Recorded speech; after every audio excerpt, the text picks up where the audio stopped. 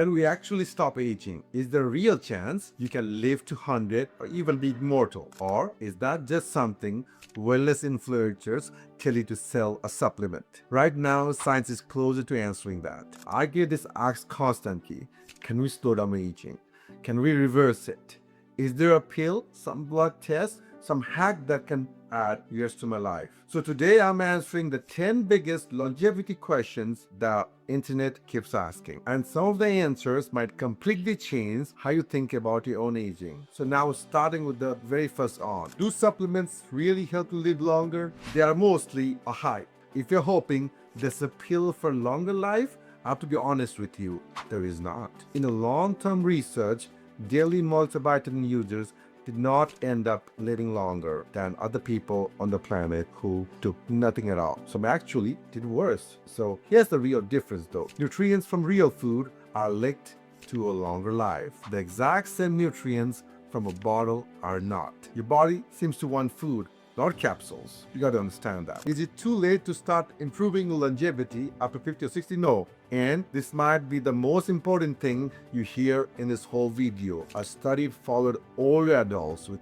average of around 74 years. The ones who picked up just 3 healthy habits had a 32% low risk of dying compared to those who changed nothing. Body is still listening even later in life.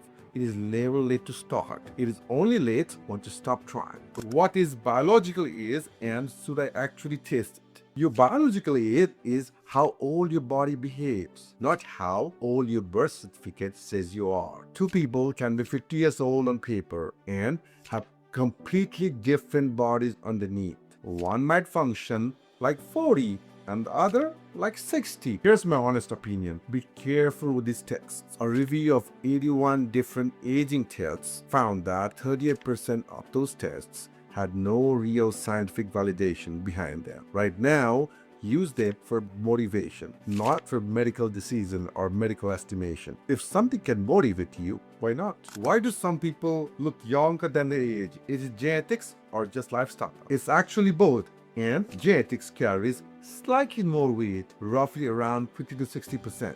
Certain genes really do slow down visible aging though, but lifestyle still hits hard. Smoking alone can age your body by more than 7 years on a cellular level. Obesity can add up to 6 more years of aging. You can't fully control your genes, folks, but you may have more control over your habits than you really think. What's the single most important habit for longevity after 40? If I had to pick one thing, it's movement. A study followed over 270,000 veterans. The ones who combined 8 healthy habits, including regular activity, gained up to 24 extra years of life expectancy at the age of 40. And staying inactive is actually a bigger risk to your lifespan than smoking at a population level. If you fix only one thing this year, fix how much you move. How much exercise do I actually need to age well? Most doctors recommend at least 150 minutes a week of moderate activity plus some strength training. But honestly, the simplest thing you can track is your steps. Going from around 2,000 steps a day to somewhere around 8,000 steps or 9,000 steps a day can cut down the risk of dying by more than half. You don't need to become an athlete there, folks. You just need to stop sitting still. More steps, less risk. It is really that direct and simple. Is strength training more important than cardio for longevity? Honestly, it's not one versus other. It's both together that wins. A review found that combining cardio and strength training lowered the risk of dying the most. Cardio alone still helped a lot. Strength training alone helped too, just slightly less than the cardio itself.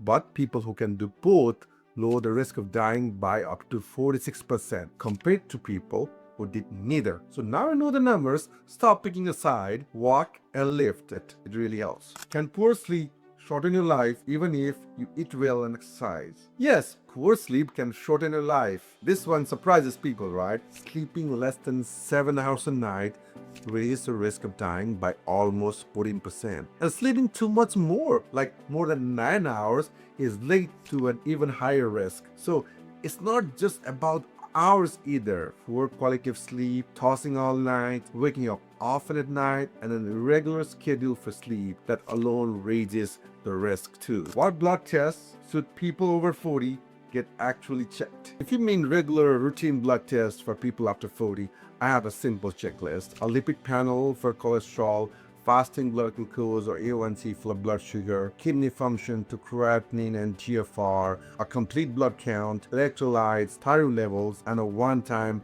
Hep C test. Vitamin D testing isn't automatically needed for everyone. It matters mostly if you're older, have darker skin, or spend most of the time indoors. There are more of the tests too that you can run, but we got to individualize this test depending on the goals. So ask a doctor for this test by name at the next visit. What is health span and why does it matter more than just living longer? So lifespan is how long you live. Health span is how many of those years you actually spend healthy, independent, and disease-free. Here's the real point. Adding years to your life means nothing if those extra years of life are spent sick, in pain, or dependent on others. So we can really live up to 100. Maybe for some people, yes. But the real goal was never just adding years to your life. It's staying strong, capable, and independent for as many of those years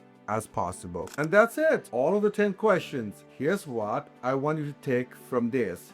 Aging is happening. Either way, how you age is still largely up to you. Move your body daily. Protect your sleep like it's medicine. Get the right blood test, not random supplements. And know this, it's never too late to start. If this answers something you've been wondering about longevity, share it with someone who needs to hear it. And subscribe to eHealthyinfo for more clear, science-backed health tips.